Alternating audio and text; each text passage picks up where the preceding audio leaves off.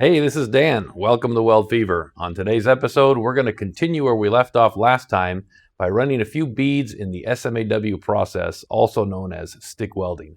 So stick with me. Here we go.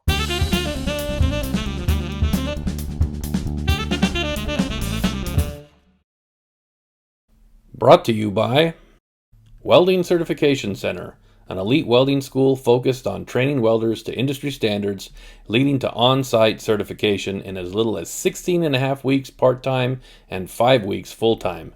Visit train2weld.com for more information on how you can register at the premier welding school training the best welders in the USA.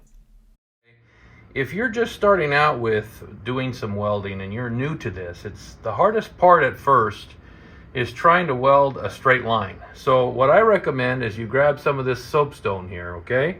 And quite frankly, just take a line, make a nice straight line right across your piece. You might even want to go over it a couple times to really bolster it up so you can see it. And there it is. And follow that line. And that will make it easy for you to get a straight line. And you might say to yourself, oh, wait a minute, I can't be writing straight lines all over the place in the field. People will make fun of me and whatever. Well, maybe, maybe not. But here's what this is about. This is going to get you to start to recognize what a straight line feels like when you're welding it.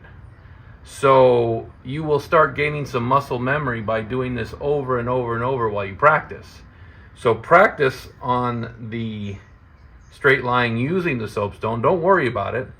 And just do it over and over again, and you will find that, kind of like training wheels on a bicycle, eventually you won't need them anymore. Eventually you won't need this anymore, and you'll be good to go.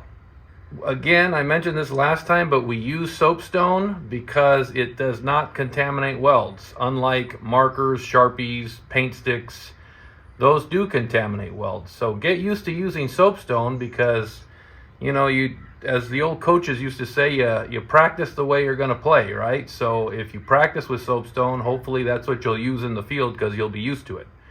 So if you want some of these soapstones, I'll put a link to it in the description for you to very conveniently be able to buy some of these. Okay, so here's our electrode, all right? And what we're going to do is we're going to recall the way we struck before. We're going to either scratch and lift or tap and lift. And you don't want to do it right at the edge, because if you do, you're going to burn the edge. So you want to come inward a bit, scratch and lift, and then quickly come back. Once it's ignited, you want to quickly come back to the front. And then you will continue in a nice, slow motion from one end to the other. Now, how do I know how fast to travel? Well, you're going to have to look at the sides of your weld and determine the width. When you're welding, you do not want your bead width to be any wider than 3 times the diameter of the electrode, measured by the steel part, not the flux, the steel. This is a 1/8 inch electrode, so therefore you do not want your weld bead to be any wider than 3/8 of an inch. So that means you have to watch it. You have to watch your weld bead, and you have to be able to estimate how much 3/8 of an inch is and keep it steady all the way across. If your bead starts getting wider, that means you're going too slow. If your bead starts getting thinner, that means you're going too fast. My recommendation is keep your bead width somewhere between 1/4 of an inch to 3/8 of an inch for a 1/8 inch stick electrode, and you'll be fine. That will govern your travel speed, and everything will come out just right. Okay, so the next part is in regards to the angle. So again, remember, here's 90 degrees going straight in, thereabouts, 90 degrees. You want, as you're traveling, you want your angle to be about 10 to 15 degrees back. You definitely don't want to be here, like at a 45 or something. That's too much. When that starts to happen, when you start to get this kind of an extreme angle, all of a sudden things go wrong at the molten puddle, and you don't want that, okay? And it causes all kinds of other issues. Trust me, keep the electrode mostly 90 degrees, just cock back a little bit, and you're gonna light and you're gonna travel to where you're pulling away from the weld. You're not gonna be pushing into it, you're gonna be pulling away from the molten weld puddle, always pulling away from the molten weld puddle, okay, always. Scratch, pull. It's an old saying that says, if it creates slag, you must drag. If it makes slag, you must drag. So this makes slag, so you're going to drag it rather than pushing it. Okay, never ever push a stick electrode. The very next thing we want to talk about is the height. You do not want this guy here, this electrode, to be any higher than 1/8 of an inch off the deck. That's it. If you're up here, you're way too high. You've got to keep it tight the entire time. And this is the hardest part for people because, as you know, this is being consumed as you go, which means that as you travel, it's being consumed or eaten up, and you're going to have to actually push forward or push downward in order to maintain that arc distance. If you fail to maintain that arc distance and you let it go real high, you're going to find out that your bead is going to not come out well. You're going to probably have some slag inclusions. I know you're going to have spattering slag balls all over the place, little BBs, and that's your first indicator. If you have slag inclusions or stuck slag that won't come off easily, and you have a bunch of like spatter pattern all over the place after you complete your weld, chances are your arc length is way too high. Keep it nice and tight to the plate, no more than 1/8 of an inch. Okay, without any further ado, you can hear the machine humming in the background and occasionally the loud vehicle traveling by, so hopefully it still sounds okay. I'm going to try to talk through this, so we'll see how we do, okay? So here we go. Here's my electrode, and I'm going to go ahead and strike close and get to the edge, and now I'm going to just come back and start traveling nice and close and slowly. And I'm paying attention to the sides of the puddle. That's really important because I want to make sure that the sides of the puddle are an even width from one end to the other. And I'm trying to follow that white line, which admittedly is not easy, but you can see it. So it's helping tremendously. Now when I get to the end, I'm going to stop just short of it because I don't want to burn the end. About right here, and I'm going to stop, do a little circle, and then come out. And the reason for that little circle is on account of we do not want to end up having a crater at the end of our weld. That is not to code. Code specifically states that the full length of the weld has to be the same height. Cannot have a crater at the end, and also the reason why you don't want a crater is because if you do have one, then more than likely, because of the shrinkage that happens as it cools, you're going to end up with some potential cracking. So you want to fill the ends up so there's no craters. Now look what happened here. Take a look at this. I'm going to actually stop the film and change the camera angle so we can see this a little bit better because this is noteworthy. Now I hope you can hear me okay. If not, I'll dub this over, but all of you see what's going on here? This is the slag, which is peeling up on its own. I haven't touched it. This is by far the best thing you can hope for after laying down an SMAW or stick weld bead. When that slag peels up on its own, that means you have gone exactly the right speed and you have had exactly the right arc length and everything has worked out for you well. It's perfection. It's as perfect as you get when you lay down a stick weld. And no, I'm not tooting my own horn here. Although, you know, admittedly, you can't help but be happy when this happens. But this is what you're shooting for. So if you get this, then you know all of your parameters are correct. And by the way, I'm welding at 125 amps, give or take an amp or two. And that's how we get it done. Okay, so take a look at this. We're going to remove it now. Look at that. Comes off in one solid piece. Isn't that amazing? One solid piece. There it is. That's the slag. Incredible, huh? And the rest of it should come off pretty easily as well. Let me change the camera position so we can look at the rest of it.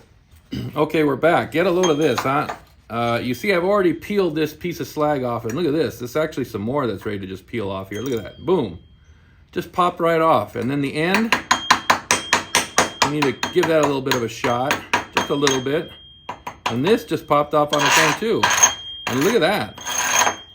And of course you need to chip slag, and I always like to go into the corners here just in case, and drag. You know, again, even though this is a chipping hammer, you're not supposed to pound it, because when you do this and you leave a divot there, that divot can cause micro cracks, so you don't want that. You want to just keep... I'm going to use this to scrape. Then you take your brush. It's a little warm, so I'll use the hammer to hold it down as I brush.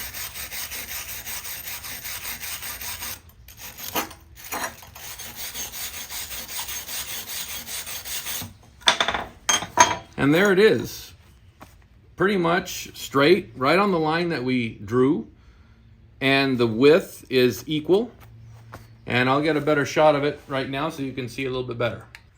Okay, so here we are again taking a look at this weld, and you notice that the bead is uniform in width, and you notice that it's relatively straight. Of course, there's a couple of curves and whatnot here. We're human beings, right? We can't be perfect, but this is close enough. Here's the slag that we removed from earlier. It came off essentially in 3 pieces, which, you know, is fantastic. Over here on the end, if you notice, I filled it in for a few seconds, but I probably could have held another second or two. I see a little spot in the middle, and we want to avoid that. So as nice as this weld is, there is a little bit of a problem right there that I'm not happy about. I would have preferred if I would have stuck there maybe another second or two. Anyway, on to the next thing. So next we're going to talk about what do we do when we finish halfway. In other words, our electrode runs out on us, because as you know, these electrodes, you see this one's a little on the short side now, these electrodes won't last forever, right? They'll be used up, and then a lot of times when you're in the middle of a weld, you'll come to the end and it's like, oops, I got to change it. So what do I do if I stop? Like, let's say we go up to here and we run out in the middle point.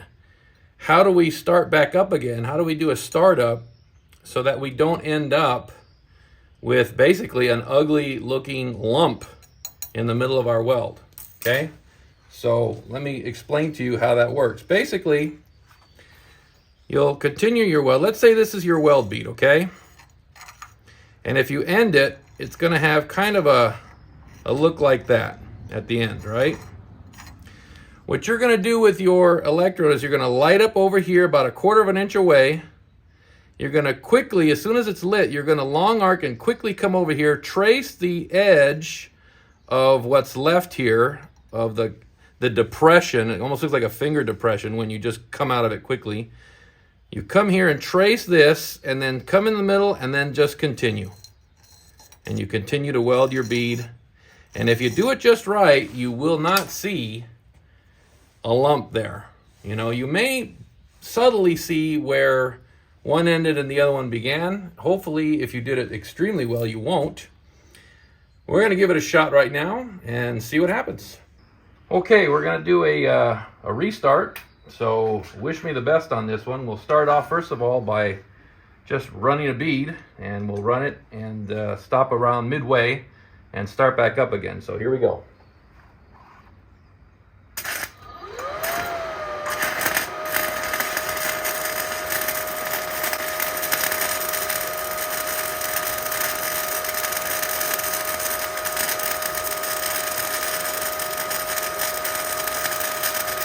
Okay, so let's assume we stop right here and we come out.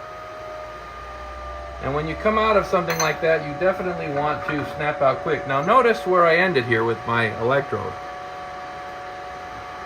That's probably about 3 inches, maybe a little more. You definitely want to stop right before the numbers and the letters there, because if you let this thing burn down too far, you're going to end up damaging this part of the electrode holder. So don't let it burn too far. 2 to 3 inches is where you should stop always, okay? Now, before we continue, we definitely need to chip this slag, right? We can't continue without chipping the slag. So that's first. And as you can see, the slag came off pretty easily, which I'm happy to say. So now I'm going to brush it. Now notice right here, hopefully you can see it, there's that depression I was talking about.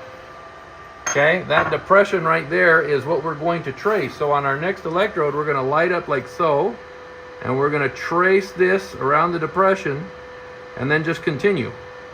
And again, if we knock it out correctly, it should look blended as if though it was one continuous bead. Okay, I'm going to set up in the electrode holder 90 degrees like so. Here we go.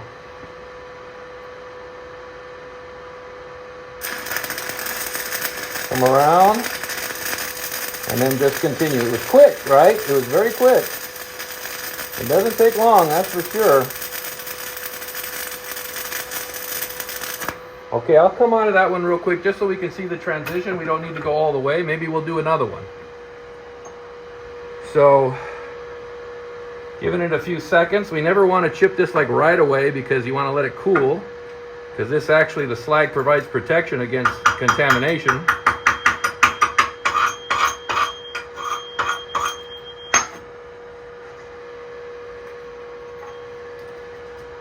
I gotta say, it looks pretty good.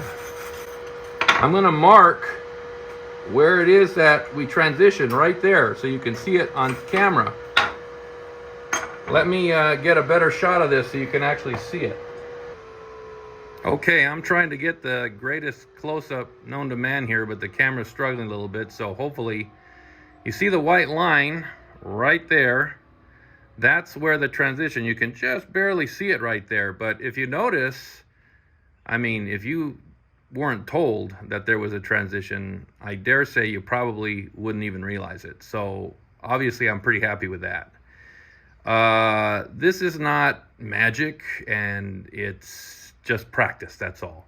Anyone can do it. You can do it. I guarantee you can do it. You just need to get under the hood and practice, practice, practice. Okay? So, yeah, that's it. Looks like that's going to do it for this time. Do me a favor, if you've received any value from this, please like, comment, and subscribe. I'd really appreciate it. It helps me get the algorithm going so that I can get out there for more people to watch the program. If you've enjoyed any of this or you have any suggestions, go to my website, make a comment. We'll see you on the next one. Thanks a lot.